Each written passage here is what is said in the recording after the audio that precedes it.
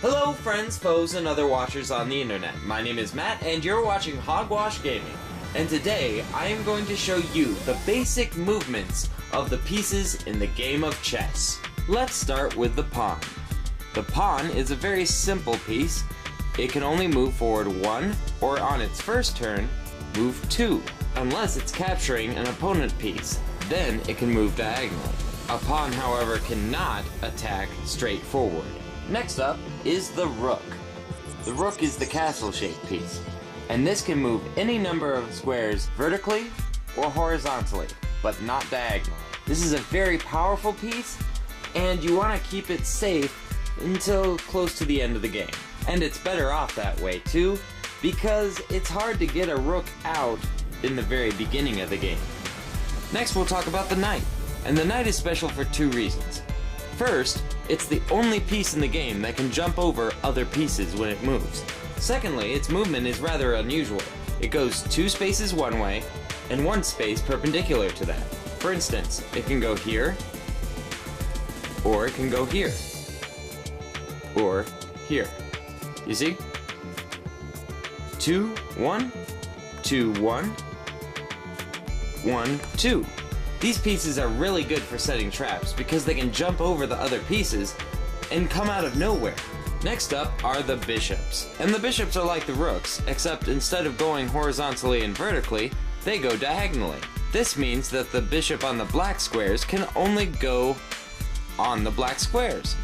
It will never be able to switch the colors. And the same for the other bishop. It will never be able to go on a black square. Next up is everybody's favorite, the queen.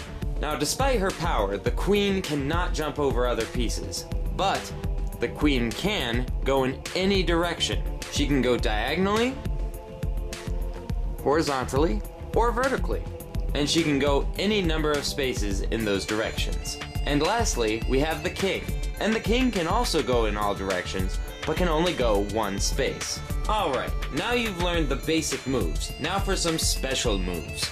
Now there's a special move that pawns can do that you may not be aware of. And I'm not talking about when they get to the other side you can switch them out for another piece. I think everyone knows that. This special move happens when one of the other pawns decides to go 2 spaces for their first turn and ends up beside one of your own pawns. Like this. In this case, the white could choose to do a special move called un passant, which means they can capture this piece by stepping behind him. Please note that you still have to move diagonally. Another thing to remember about un passant is it has to happen immediately after your opponent moves his pawn 2 spaces. If he moves those 2 spaces, and you decide to move another piece, then your chance to use un passant is over. You cannot capture this piece by going here.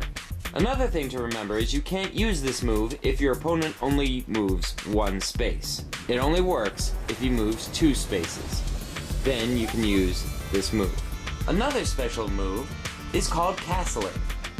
And this is when you move your rook to your king, and then you switch your king so it's behind your rook. Keep in mind that you cannot do this if you have already moved either of those pieces. It has to be their first move. Another thing to remember is you cannot castle if you have another piece in between your king and your rook. You'll have to move them out of the way before castling can occur. And yes, you can castle on this side as well. One last note about castling. You cannot castle if your king is in check. So now that you know how each piece works, it's time for you to challenge someone to a duel of chess. And until next time, this is Hogwash, over and out.